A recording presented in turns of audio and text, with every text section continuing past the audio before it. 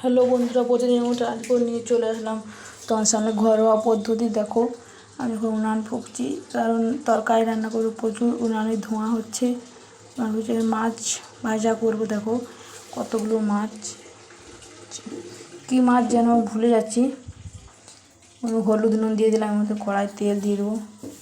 কালকের মাছ মৃগেল মাছ। দেখো আমি নুন হলুদ মাখিয়ে দিলাম, এগুলো হচ্ছে ভাজা করবো। কড়াই যে তেল দিচ্ছি, দেখো সাদা তেল দিয়ে ভাজছি, যেটাকে বলে রিফাইন তেল। ওই তেলে দিয়ে ভাজছি, কারণ স্রিফ সাদা তেলে মাছ ভাজলে খুব সুন্দর হয় আর কমও তেল টানে। দেখো মাছগুলো দিয়ে দিলাম, একে একে উল্টাচ্ছি। চাকাগুলো খুব বেশি বড় করি না, খুব বেশি ছোটো করে মাঝারি করেছি। দেখো এখন মাছ ভাজা হয়ে গিয়েছে আমার। সব মাছ ভেজে নিয়েছি। এগুলোর মধ্যে দুদিনের মাছ ভেজে করে রেখে দেবো, কারণ এত মাছ তো একসঙ্গে খাওয়া যাবে না, প্রচুর মাছ।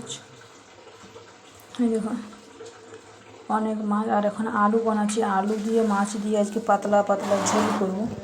দেখো কড়ার মধ্যে মাছের যে তেলটা ছিল, ওই তেলটা দিয়ে এখন রান্না করে নেব। আর তোমার দাদাভাই দেখো রুটি খাচ্ছে, দেখো খাচ্ছে বসে বসে, তোমাদেরকে বলছে খাবে খাবে, আমাকে বলছিল খাবে খাবে। আর এখানে আমি দেখো আদা রসুন যখন তেজপাতা দিয়ে দিলাম, তেজপাতা দিয়ে দিয়েছি, এর মধ্যে পেঁয়াজ দিয়ে দিলাম। ভালোভাবে নাড়ানাড়ি করছি।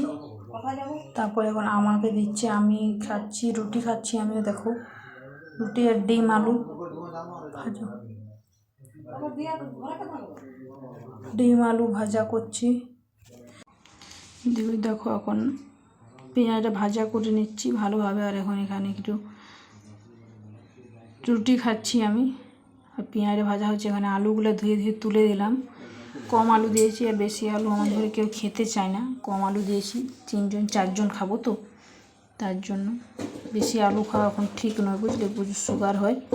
এখানে হলুদ দিয়ে দিলাম, নুন হলুদ দিয়ে দিয়েছি। এখন একটু ভালোভাবে নেড়ে দিলাম, ভালোভাবে নেড়ে দিলাম। আর একটু জল দিয়ে দিলাম। দেখো জল দিয়ে দিয়েছি যাতে ভালোভাবে সেদ্ধ হয়ে যায়, কারণ আমি ঝোল করবো তো, সেদ্ধ না হলে ভালো লাগে না। এখন দেখো হয়ে আসছে প্রায়। এর মধ্যে মশলা দিয়ে দেবো আমি, যে আদা রসুন সব, লঙ্কা গুঁড়ি হলুদ গুঁড়ি জিরে গুঁড়ি সব রেখেছিলাম, ঢেলে দিলাম এর মধ্যে। তোমরাও এভাবে বানিও, ঠিক আছে।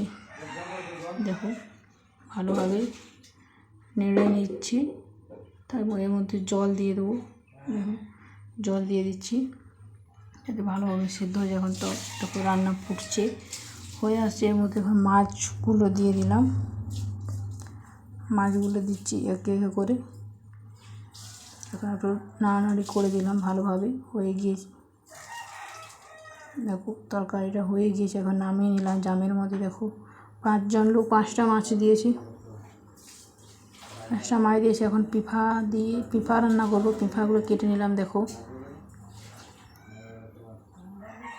পিফা দিয়ে রান্না করবো, সেদ্ধ করতে দিয়েছি, তেল দেয় না, এমনি সেদ্ধ করতে দিয়েছি। সেদ্ধ করতে দিচ্ছি পিফা। আর হচ্ছে দিব ছোলার ডাল দিয়ে যে তরকারি রান্না করবো অনেকদিন পর। আর ছোলাগুলো ভিজে রেখেছিলাম, এর মধ্যে দিয়ে দিলাম পিফার মধ্যে।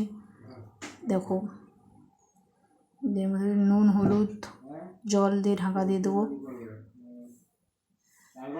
নুন হলুদ জল দিয়ে ঢাকা দিয়ে দিলাম।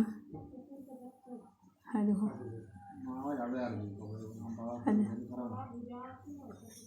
একটু ঢাকা দিয়ে দিলাম। শুভম এখানে দাঁড়িয়ে আছে, আর এখানে যে তেল দিয়ে দিলাম,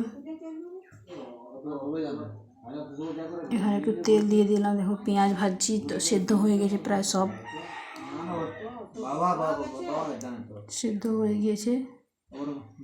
এবার শুভম দেখো কী করছে, ঠাকুর মজা আজকে চলে গেছে। এখানে ভালোভাবে নাড়ানাড়ি করছি আমি।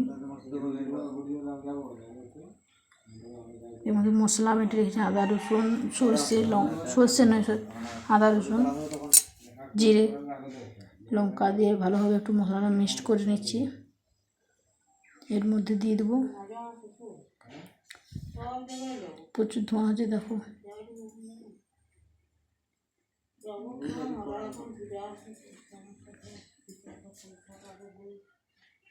এর মধ্যে শুভমকে দিয়ে দিলাম একটু সেদ্ধ পেঁপা আর আলু, পেঁপা আর ছোলা সেদ্ধ দিয়ে দিলাম। এখন তো এর মধ্যে পেঁপাগুলো দিয়ে দিলাম,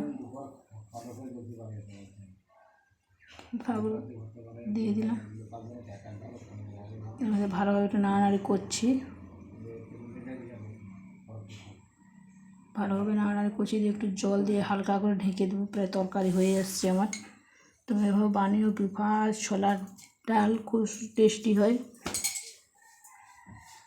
দেখো এবার একটু চিনি দিয়ে দিলাম, একটু মিষ্টি মিষ্টি হয়ে কালার হবে। ওদের ঢাকা দিয়ে দিলাম। রান্না কমপ্লিট হয়ে যখন জামের মধ্যে নামিয়ে নিচ্ছি। তোমরা এইভাবে বানিয়ে খুব সুন্দর লাগবে। আর আমার ভিডিওটা কেমন লাগলো কমেন্ট করে, সাবস্ক্রাইব করে পাশে থেকো, একটা লাইক কমেন্ট করে। তারপর সবাই ভালো থেকো।